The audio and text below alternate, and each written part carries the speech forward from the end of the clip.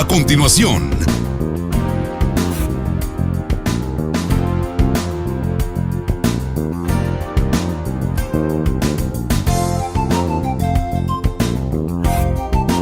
TVM, la televisión de los migueleños. El Salvador está en alerta máxima por el incremento de la transmisión del virus. Todos tenemos que estar en casa. Es la única forma de detener el virus. El siguiente programa es clasificación C, para mayores de 15 años. Dirección de Espectáculos Públicos, Radio y Televisión. Ministerio de Gobernación.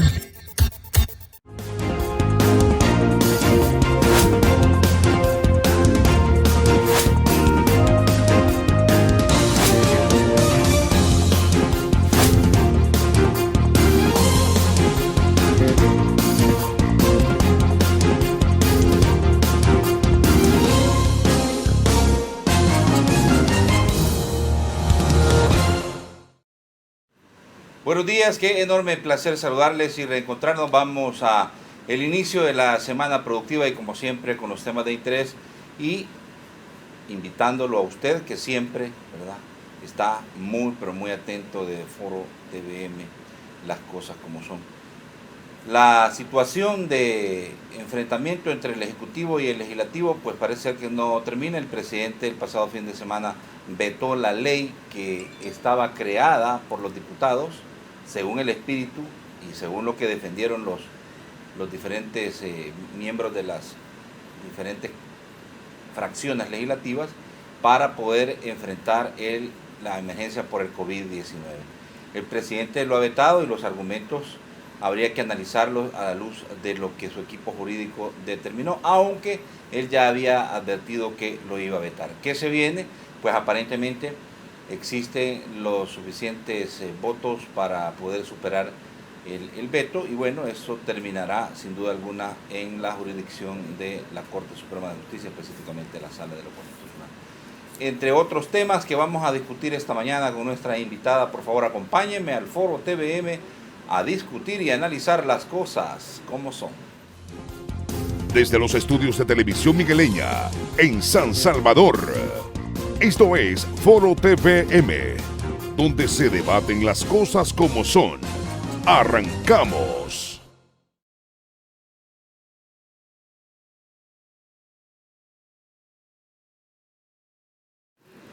Gracias por estar en nuestra sintonía.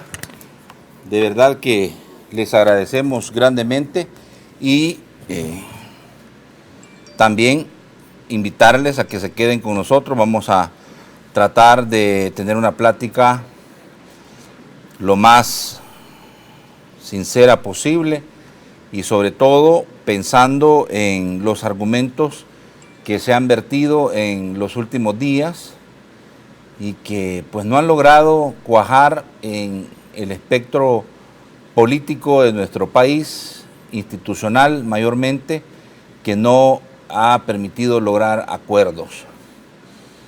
Acuerdos que, por supuesto, permitirían poder entender de alguna manera un principio y un fin de toda esta situación que se ha derivado con las cuarentenas y que ya ahora sí quizás la gente no sabe cuándo esto vaya a terminar. Ya son casi, ¿cuántos?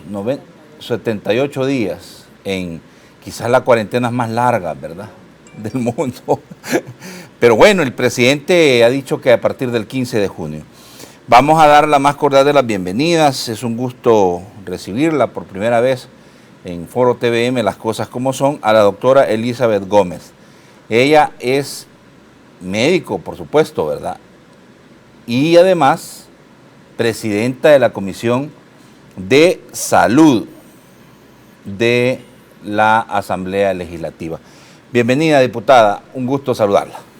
Muchas gracias, muy buenos días. Gracias por la invitación y un saludo al pueblo salvadoreño y estaremos pues llevando temas de mucho interés nacional en estos momentos. Sí, creo de que, fíjese que siempre digo, porque como la gente nos entiende, va, que esta entrevista nos ha caído como anillo en trompa de cuche, dicen, ¿verdad? Porque en realidad están los temas muy, pero muy fresquecitos. Debemos de entender que hasta, y lo decía yo, lo planteaba antes de entrar al aire, que hasta las agencias internacionales de noticias han retomado el tema de la decisión del presidente de vetar la ley, ¿verdad?, aprobada por ustedes, la ley transitoria, ¿verdad?, de emergencia para combatir el COVID-19, ¿verdad? Y frente a esto, la incertidumbre de lo que pueda venir más adelante con la situación de esta considerada crisis institucional. Pero bueno, quiero decirles que ya estamos en la transmisión de Facebook Live, en la página Noticieros TVM Televisión Migueleña, y también les recuerdo seguir las cuentas de Twitter, tanto de la televisora, @NoticierosTVM, y del programa @ForoTVM. El teléfono en el estudio más adelante, 2263-2608. Y bueno, yo le indicaré el momento, ¿verdad?, en el que vamos a poder habilitar el teléfono para que usted pueda preguntarle directamente a la doctora Elizabeth Gómez, ¿verdad? Y como le repito, ella es la presidenta de la Comisión de Salud en la Asamblea Legislativa, en representación del Frente Farabundo Martí para la Liberación Nacional. Bueno, es importante quizás plantear los escenarios de lo que se ha vivido en los últimos días, en las últimas horas, de días completos en los que se trató por medio del acercamiento, tras la resolución de la Sala de lo Constitucional, doctora, de llegar a acuerdos. Al final, pues, a juicio de una de las partes, en este caso de la parte gubernamental, de la parte del Ejecutivo, pues no se tomaron en cuenta sus recomendaciones, pero el presidente ya con anticipación había dicho que vetaría la ley. Esta normativa que fue aprobada por la mayoría de los diputados el 30 de mayo, ¿verdad? Es correcto. 30 de mayo. Después, como digo, de varios días de estar sentados y en una negociación que no terminó en nada, ¿verdad? Bueno, ¿qué es lo que ha argumentado el gobierno? Los diputados debieron seguir las indicaciones sanitarias que les proveyó el Ministerio de Salud para aprobar una normativa efectiva y en el menor tiempo posible, pero decidieron no hacerlo, agregó en el comunicado la presidencia, que advirtió que la ley podría incidir en los casos del nuevo que se disparen los casos de coronavirus y el sistema de salud colapse, ¿verdad? ¿Qué fue lo que dijo el presidente? Dijo que en realidad la ley había que vetarla porque no priorizaba el tema de la salud de los ciudadanos. Contrario a lo que ustedes habían venido diciendo, doctora, que precisamente la ley era buscando tomar las decisiones que permitieran poder ayudar a los salvadoreños a poder enfrentar o a cuidar la salud de los salvadoreños, pero había una discusión en este componente. La discusión era que se pensara también en una fecha para la apertura económica, era buscar un equilibrio entre la salud y la economía, que era un poco la discrepancia que había con el Ejecutivo. La ley fue devuelta el pasado sábado vetada, ¿verdad? Es el decreto 648 que le dio vida, y ahora pues en el escenario estaría el análisis. ¿Cuándo la reciben, doctora? Ahora, este día se recibiría formalmente y oficialmente el veto del presidente a la Asamblea Legislativa. Sí, pero desde el punto de vista médico, porque usted aparte de ser diputada es médico, los argumentos del Ejecutivo, que el Ejecutivo esgrime, ¿qué a usted le parecen? Bueno, mire, en primer lugar yo quiero decir que lamento muchísimo la decisión del presidente, porque fueron 6 días en donde se trabajó de manera conjunta entre los representantes que él mandó y los diversos grupos parlamentarios que estuvimos en esa mesa durante los 6 días. Efectivamente, para nosotros la atención sanitaria era vital e importante por la defensa misma de la vida de los salvadoreños y salvadoreñas. Y por eso iba todo unos artículos donde marcaban esa atención integral que debe de seguir dándose, bueno, que debe de una vez por todas darse, porque hay muchos, pero mucha vulneración de derechos humanos que se han dado en el marco de esta emergencia y yo creo que nadie puede ya ocultar ni no decir casos emblemáticos. Seremos quizás de los pocos o los únicos países del mundo donde vamos a reportar en esta emergencia del COVID-19 muertes en centros de contención por la falta de seguimiento a los pacientes con enfermedades crónicas o a pacientes que adolecían en ese momento de estar en ese centro de contención de algún tipo de enfermedad. También seremos los únicos en donde la restricción de las libertades individuales se han dado en el marco de esta emergencia. Más de 2.000 personas en estos momentos porque han violentado la cuarentena domiciliar. Y muchos, si no decir todos, tenían precisamente su único objetivo de salir de la casa era para abastecerse de alimentos.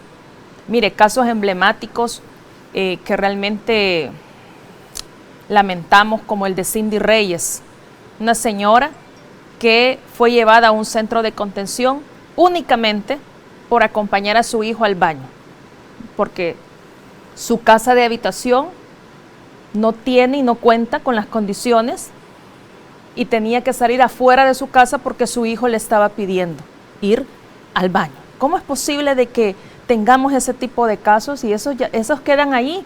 Porque incluso ese caso llegó hasta la Corte Suprema de Justicia, la Sala de lo Constitucional, donde dieron medidas cautelares para que liberaran a Cindy Reyes. Y también decir el caso de una niña de 12 años donde manda una nota, una carta a la Corte Suprema de Justicia para que también liberen a su familia. O sea, creo que las cosas que han pasado en este país realmente es lamentable, yo diría que hasta indignante, porque no podemos dar la excusa de una emergencia del COVID-19 para vulnerar derechos fundamentales. Ni un derecho humano es más y ni un derecho humano es menos. Debe de haber un equilibrio. Por eso es que lamentamos que nuevamente el presidente, porque esta ya sería la segunda ley en el marco de esta emergencia sanitaria, que vemos la parte integral con que debe de manejarse esta emergencia. Hay una cosa que es importante establecer, la verdad, que el presidente insistió siempre en que se planteara un escenario en el que se cumpliera una cuarentena estricta por 15 días antes de pensar en reabrir la economía. Y precisamente ese es como la almendra del asunto en lo que no pudieron ponerse de acuerdo. Es el único tema donde no nos pudimos poner de acuerdo.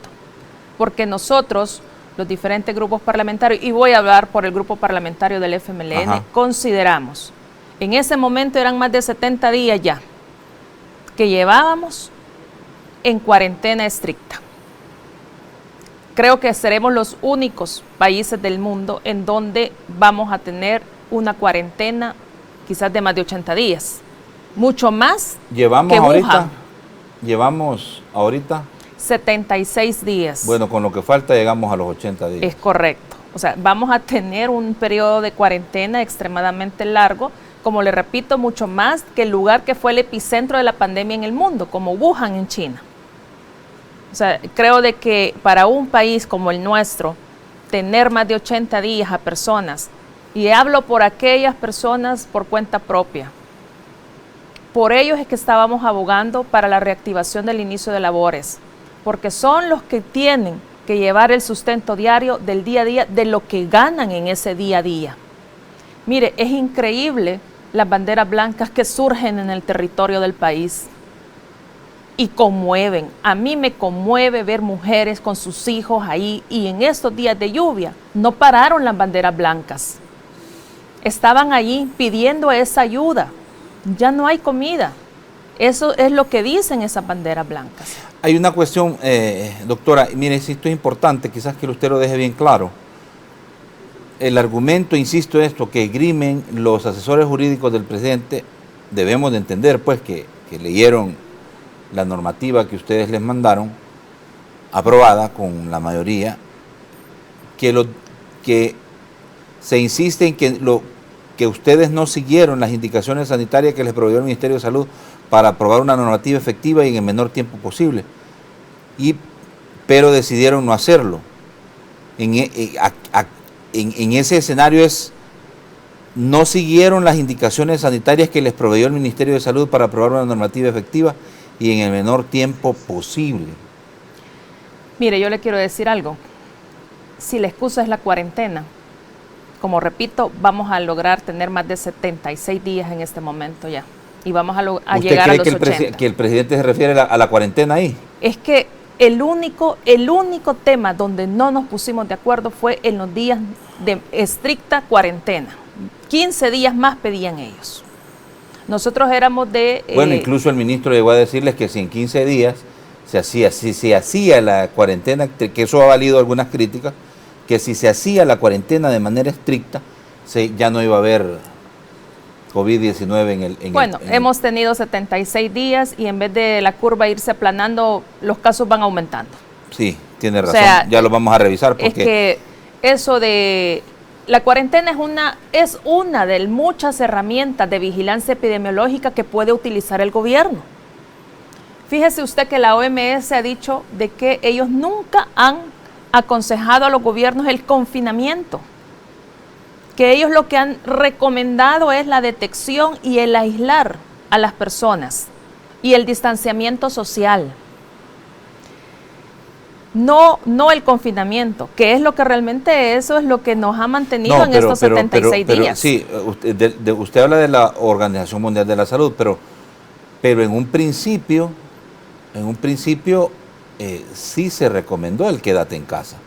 Después rectifican y dicen, bueno, quizás no es del todo prudente o sano para los países mandar a encerrar a toda la población, ¿verdad? Pero eso fue después. En principio, OMS sí recomendó el quédate en casa. Lo que pasa es que habría que revisar toda la situación socioeconómica de los países. Yo creo que acordémonos que esta pandemia fue iniciada en Asia y en Europa, sí, con otras condiciones de vida diferentes a las nuestras. Posiblemente ahí ese tipo de países se podían dar este tipo de recomendaciones, pero en América Latina, donde la gran mayoría somos países pobres, y tener más de 76 días a una persona en su casa, difícilmente vamos a tener crisis sanitaria y concomitantemente vamos a tener una crisis alimentaria, que es lo que estamos viendo ya. Entonces, por eso es que la gente ahora ha dicho, tenemos que salir porque no tenemos que comer. Y allí niños y niñas esperando comida. Lamentablemente creo de que son de las cosas que debe de evaluarse. Mire, las medidas deben de ser aplicadas en base a la realidad socioeconómica y de vulnerabilidad de la población. No puede ser, yo insisto, cuarentena, perfecto, pero hay que darle mayor amplitud a ese concepto. Ya pasamos más de 76 días en eso. No podemos seguir, la gente se está muriendo de hambre. Y también no es la única medida de vigilancia epidemiológica. Insisto, ha habido cuarentena en el país, pero sin embargo los casos van en aumento. Y algo muy lamentable que ha pasado el fin de semana, que nos hemos dado cuenta, por ejemplo, ya de pacientes contagiados de COVID-19 en el asilo Sara. Esos ancianitos, esos adultos mayores han pasado en cuarentena estricta. ¿Cómo es posible entonces el contagio de ellos en el asilo Sara? Es que, insisto, la cuarentena es una medida, pero ¿dónde están entonces los protocolos sanitarios que debe de implementarse? No solamente decir vámonos a cuarentena y todo el mundo encerrado, sino que también hay que ir viendo qué protocolos sanitarios se tienen que ir abordando aún dentro de una casa. Se tienen que dar protocolos sanitarios. Y esas cosas son las que no se han tocado. Fíjese que estaba revisando un poco las cifras y realmente es preocupante porque se superó la barrera de los 3.000 casos. Y aunque el presidente, y voy a leer, fíjese lo que dice el presidente, con el relajamiento de las medidas, la curva tenderá a subir y el colapso del sistema de salud será mucho más rápido. Por ahora la única forma de bajar la curva es cumplir la cuarentena. De ahí dice, podríamos afirmar que la curva se ha aplanado. pero los nuevos casos de contagios diarios son aún mayores que las personas curadas cada día, lo que genera cada vez mayor demanda de camas hospitalarias. Es decir, se mantiene la tendencia al colapso, aunque parece más lejano. Y en este momento, las cifras oficiales, si las podemos compartir, Santa, te lo voy a agradecer, es 3.104 casos y 55 fallecidos, 1.688 casos activos y 1.371. Ahí están en pantalla, doctora. El resumen del día de ayer es 89 casos nuevos, 56 personas recuperadas. El día de ayer no se registraron personas fallecidas y se realizaron 2.376 pruebas. Hay 463 casos asintomáticos, 510 estables, 436 moderados y hay graves 187 y críticos 92. Hemos de entender que la cifra de fallecidos pudiera incrementar en los próximos días. Ahora, yo tengo una duda porque el presidente en semanas anteriores, doctora, había hecho unas proyecciones bien consideradas por algunos muy alarmistas, que a lo mejor y algunos galenos como el ex viceministro de Salud Eduardo Espinosa criticaron y él decía nunca se van a dar en el país esas cifras, es imposible, no se puede. Y ahí está lo que le decíamos, mire, podríamos afirmar que la curva se ha aplanado, pero los nuevos contagios diarios son aún mayores que las personas curadas cada día, lo que genera cada vez mayor demanda de camas hospitalarias. Es decir, se mantiene la tendencia al colapso, aunque parece más lejano. Con el relajamiento de las medidas, la curva tendrá a subir y el colapso del sistema de salud será mucho más rápido. Por ahora, la única forma de bajar la curva es cumplir la cuarentena al 100%. Y esto nos hace entender, porque estamos a una semana, doctora, de finalizar la cuarentena de 15 días.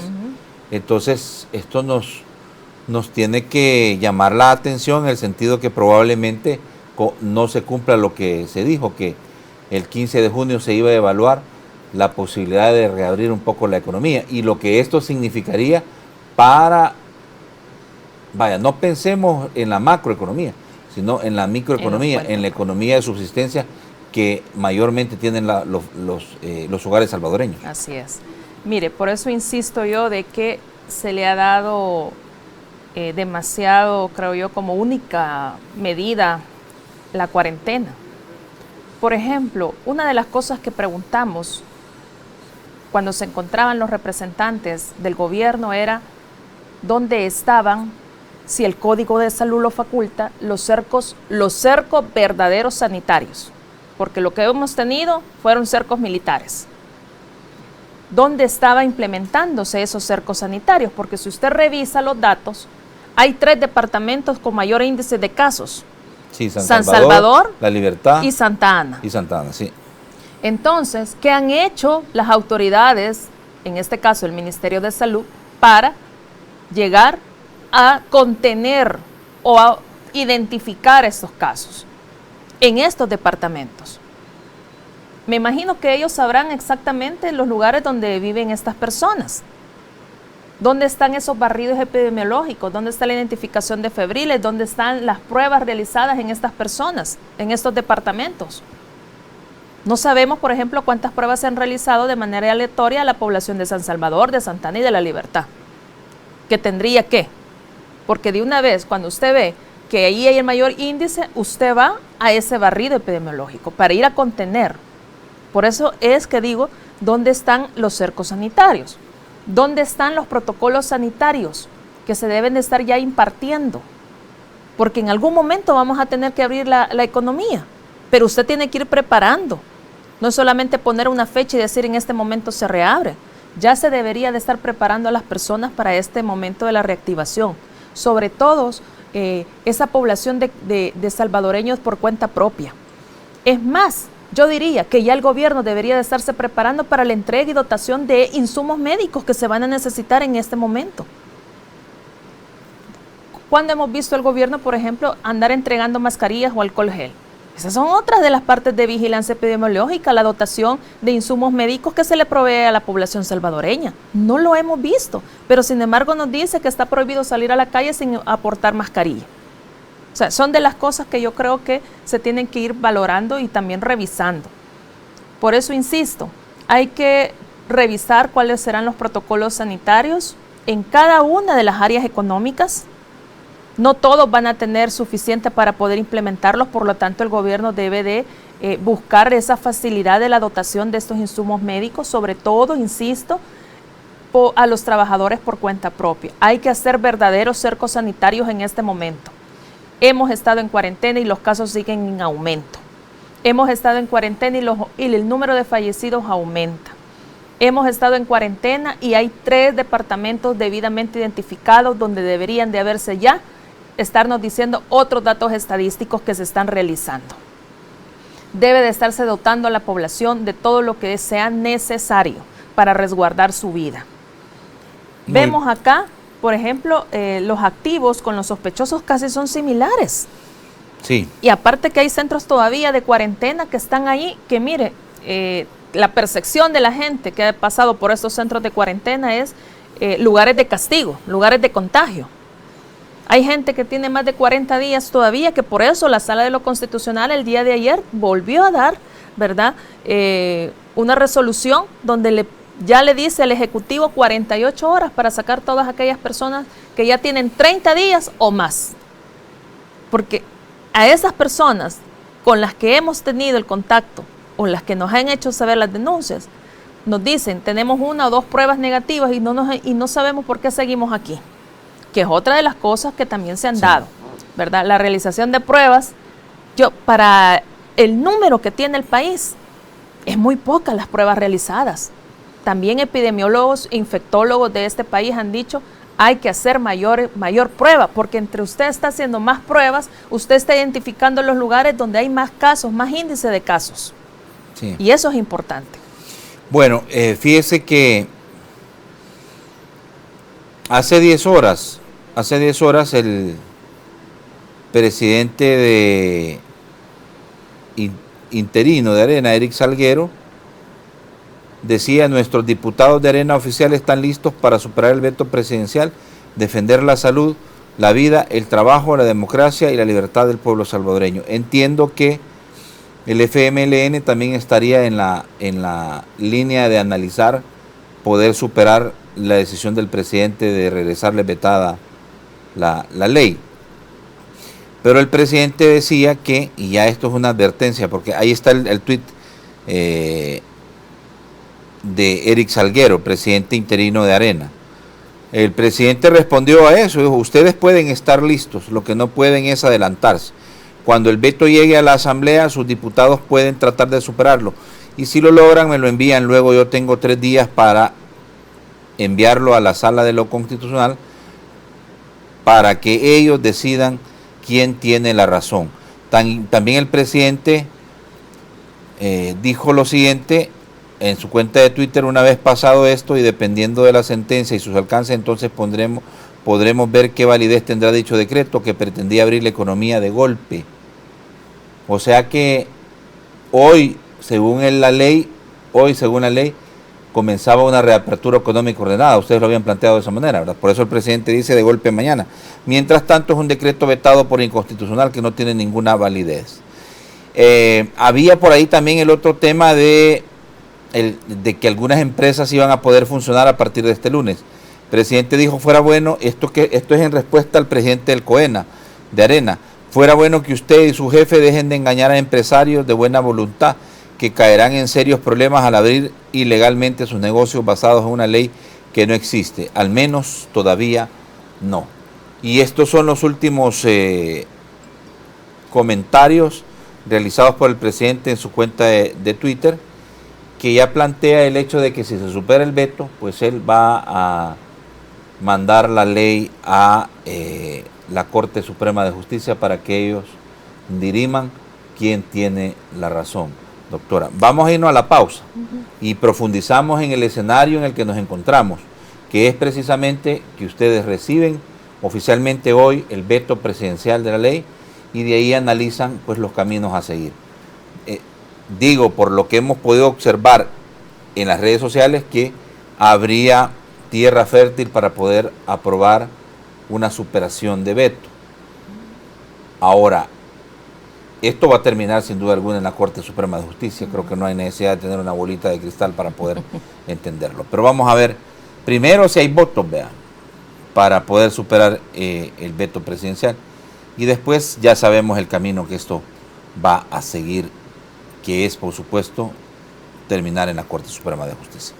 Ya, y antes de irme, mientras eso ocurre, pues seguimos en la incertidumbre de cómo vamos a poder continuar en este confinamiento, en esta paralización de la economía total, porque aún es paralización total, por lo menos una semana más, hasta el 15 de junio. Así es, correcto. Ya regresamos.